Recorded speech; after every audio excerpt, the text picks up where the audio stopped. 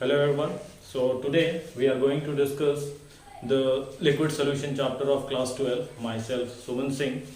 So before starting this chapter, I will give you some idea about the concept which you have learned in class 11. So I think all of you have learned this molarity and molality concept in class 11, right? So regarding this we will discuss first of all this, and after that we will proceed into the chapter, okay? Because why I am giving you this concept, because this concept we have to use in most of the questions which will be discussed in this chapter. In that either you will get molarity or mole fraction concept, okay? So that is why we will just talk about this, and after that we will proceed into the chapter, okay? So the first thing is molarity. I hope all of you have learned molarity is what? Number of moles of solute, right, divided by volume of solution in liter, okay? Now here sometimes student gets confused that if it is given in ml, then what we will use, right? So just see, formula is same, number of moles of solute divided by volume of solution in ml. So if it is given in ml, you have to multiply this with 1000, okay? Now, so this was about the molarity. Now next is molality concept. So molality is almost same, there is a difference here only. It is what? Number of moles of solute divided by mass of solvent in kg, okay? Now in some cases, if you will see, if you are seeing like this, number of moles of solute, number of moles of solute divided by, if it is given like this, mass of solvent in gram. So if it is given in gram, then you have to multiply this with 1, okay? So regarding molarity and molality, I hope all of you have understood, right? Now after this we will proceed to a very important topic of this chapter, which is mole fraction, okay? So when we are I hope all of you have understood this, right? Now we will see next topic, which is mole fraction. So regarding mole fraction, moles, I hope all of you have learned in class 9 also, in class 10 also. Every time I hope in chemistry you have learned so many times regarding the moles, right? So I will give you one example. So regarding the moles, the very famous formula which we are using, which is what? W by M. I hope all of you know this formula, okay? But now we will discuss about mole fraction, okay? Mole fraction, which is denoted by this zeta, okay? So when we are talking about the mole fraction, first of all, just remember like this, that mole fraction, suppose there are two components. Well, I will give you one example. Suppose this is a container here, okay? And in this container, suppose we have two components, one is A, another one is B, okay? So if we are asked to find out the mole fraction of these two components, so at that time we can say very easily that mole fraction of A plus mole fraction of B will be always equal to 1, okay? This thing we can see. So in this case, so what we can say, that if it is 1 by 3, right? If it is 1 by 3, then A is if A is 1 by 3, then it means B will be 2 by 3, right? I think you have understood, because you just see 1 by 3 plus 2 by 3, which will be equal to what? 3 by 3, which is equal to 1, right? So in this way we can define mole fraction. Now one more thing, if they are asking to find out the mole fraction of A only, okay? So at that time we can use this formula. If they are asking to find out the mole fraction of A only, so at that time we can say that mole fraction of A is equal to number of moles of A, okay, divided by total number of moles, which is number of moles of A plus number of moles of B, right? So if in questions they are how now the questions comes that how you will find out this, right? So to find out this we will use this formula, right? So in case of this if we are asked to find out the Na, number of moles of A, then at that time what we can write? Wa, mass of A by molar mass of A, right? Now one more formula we can derive from here if they are asking to find out the number of moles of suppose they are asking to find out the mole fraction of B. So at that time we can use this formula which is here will be NB, number of moles of B, divided by total number of moles, which is Na plus NB, right? So I think all of you have understood about this. Once again, just see number of moles is how to find out. W by M, this is the molar mass, and this is the mass of the solid, whatever it is given. So always remember this, that mole fraction of A plus mole fraction of B, which will be always equal to 1. Okay. Now, so for that I have given you one example. Suppose there are two components A and B. So if A is 1/3, then B will always be 2/3. If both of them, if both the mole fraction of these two component is 1 like this, then if A is 1/3, then B will be 2/3. So when you will find out, you will get A here, 1 here, right? Now the question comes that if they are asking only to find out the mole fraction of this A only, right? So at that time what we can do? So we can use this formula. Na is equal to it is the number of moles of A divided by total number of moles. If they are asking to find out the number of moles mole fraction of B, then we can write like this: number of moles of B divided by number of moles of A plus number of moles of B, right? I think this is clear. All of you have understood, right?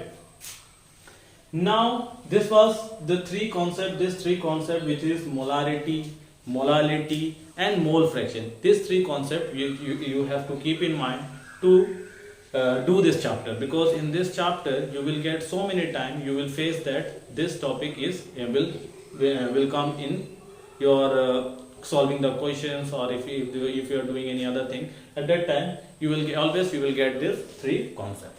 Okay, so now let us move to our next topic of this chapter, which is vapor pressure. Okay, so regarding vapor pressure, next topic is vapor pressure.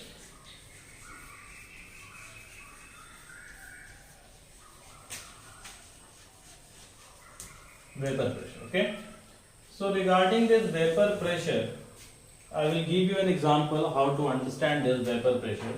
It is a very easy concept. Suppose we have taken one container. Let me draw it in the middle so that it will be easy for you.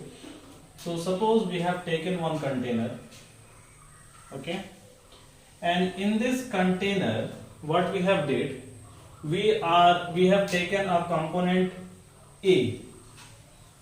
Suppose we have taken here A, okay, we have taken here A.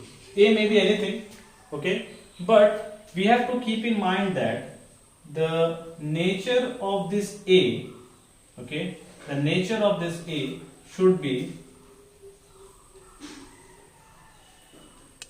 volatile, okay, volatile in nature. Okay, so what we will observe, after some time it will start to evaporate, right? After some time what we will see, it will start to evaporate. Okay, now let's take one more example. If you are getting any confusion, then in place of A, suppose we are taking this A is water. Okay, suppose you just imagine that A is water. So if we are applying here any heat, okay, if we are heating this, let me draw it nicely.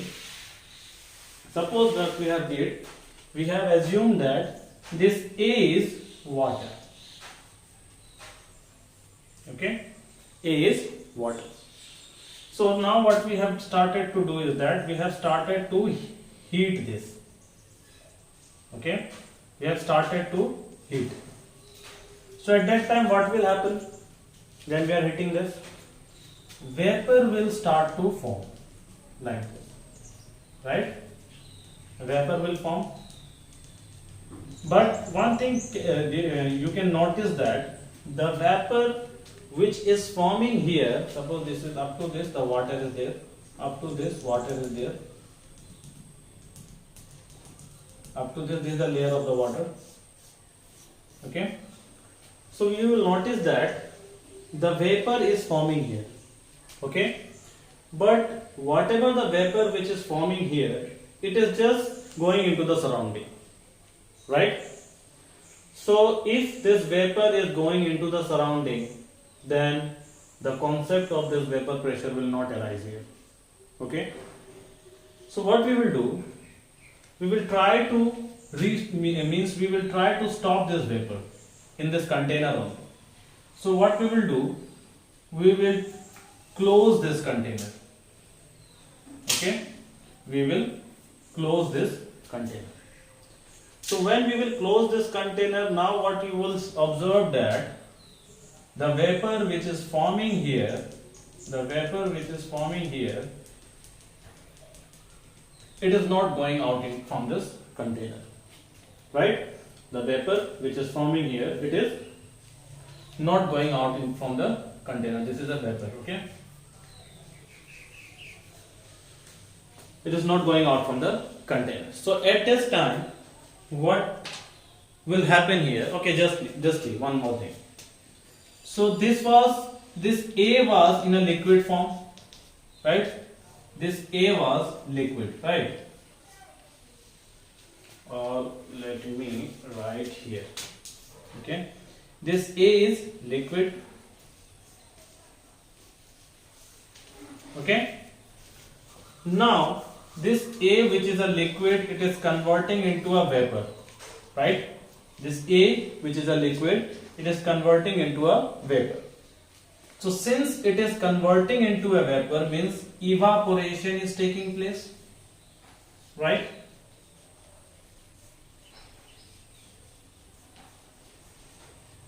Evaporation is taking place. Understood? Now I will give you one example. At home, if you will notice that whenever you are heating, whenever you are boiling a water in a closed container like this, in a closed container, if you are boiling a water, okay. So after some time, you will observe that when you will just pull off this means cap from this container, at that time you will observe that some of the water droplets here. Right, water droplet you will observe, right?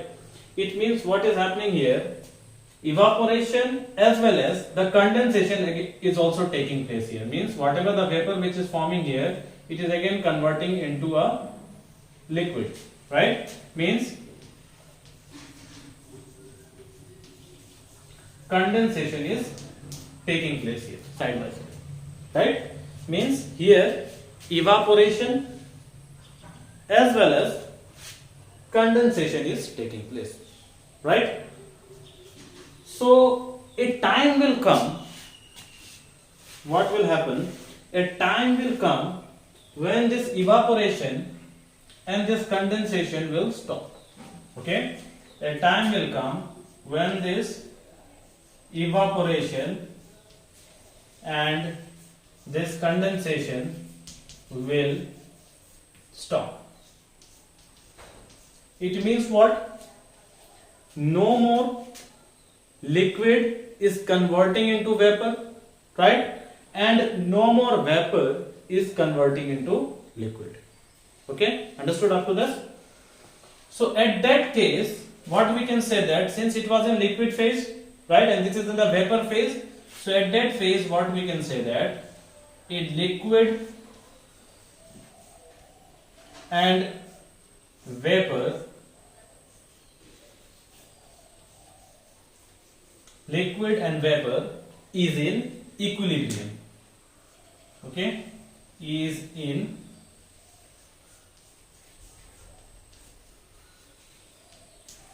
is in equilibrium. Understood? So at that time, whatever the vapor which is present here, okay, whatever the vapor which is present here, it will exert some pressure on the surface of this liquid. Okay, whatever the vapor which has formed here, it will exert some pressure on the surface of that liquid, and that pressure is called what? Vapor pressure. I think all of you have understood this, right? Let me once again just again I'm repeating it again. You just see what we have seen, that this is a closed container, and in this container we have taken any volatile component. Let's say that we have taken water and we have started to heat. So what we have seen, that the liquid which we have taken here, it is converting into vapor, and some of the vapor which is converting into a liquid. So side by side, what we can say, that evaporation as well as the condensation is taking place. Okay, evaporation as well as condensation is taking place. So a time will come when this evaporation as well as this condensation will stop. Okay, so at that time, what we can say, that this liquid and this vapor is in equilibrium. Okay, so at that time, whatever the pressure which is exerted by this vapor on the surface of this liquid, okay, is called what? Vapor pressure. Understood? I think all of you have understood this, right? Now we will talk more about this. Okay, now next thing is